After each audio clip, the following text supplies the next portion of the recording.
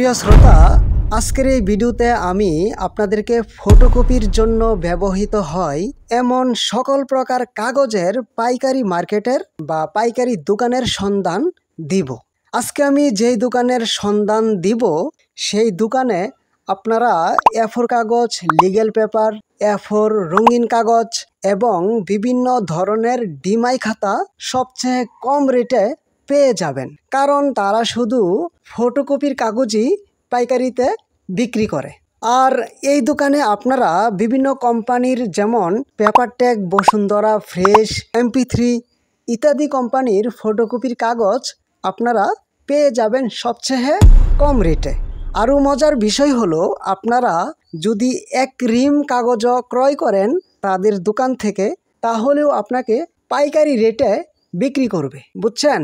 কারণ তারা শুধু ফটোকপির সমস্ত বা সকল প্রকার কাগজই বিক্রি করে। তারা ফটোকপির কাগজ বাদে অন্য কোনো কিছুই বিক্রি করে না।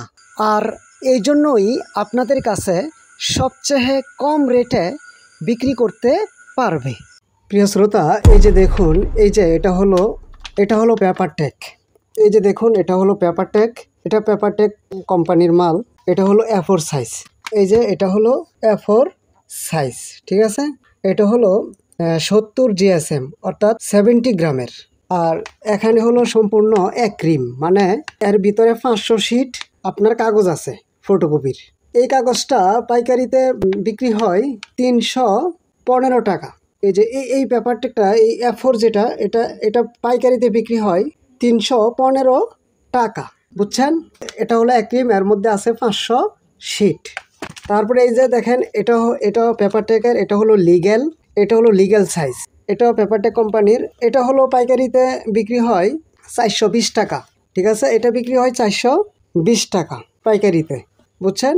এই যে দেখেন, এটাও 70 গ্রামের, কিন্তু 70 গ্রামের মধ্যে এটা হলো ডাবলি কাটিং 9x14 সাইজ। এটাকে বলে লিগ্যাল। ফটোকপি করার জন্য A4ও লাগে, আবার লিগ্যালও লাগে। এটা হলো লিগ্যাল। আর এটা পাইকারিতে কেনা পড়ে আপনার 420 টাকা, বুঝছেন? আচ্ছা, এখন আসি ঢাকা চকবাজারের কোন দোকান থেকে ফটোকপির কাগজগুলো পাইকারি রেটে ক্রয় করবেন। আসলে দোকানটির অবস্থান সরাসরি চকবাজারে নয়। ঢাকা চকবাজারের পাশেই রয়েছে নয়াবাজার। আর নয়াবাজারেই রয়েছে আপনার কাঙ্ক্ষিত দোকানটি।